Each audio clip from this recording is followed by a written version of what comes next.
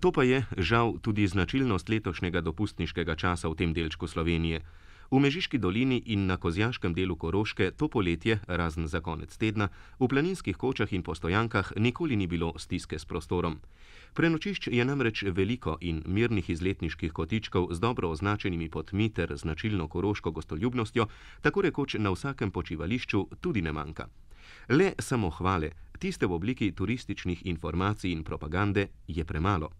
Res pa je tudi, da se z dobro urejenimi hoteli, med njimi je le tisti v Črni, v najlepšem delu Koroške, kdaj pa kdaj v celoti zaseden, izvrstno postrežbo in naravnimi lepotami turistična ponudba te živopisne pokrajine konča. Kajti razen Raven na Koroškem, kjer je ogrevan plavalni bazen, česa drugega obiskovalcu za deževne dni ali dolge večere ne nudijo.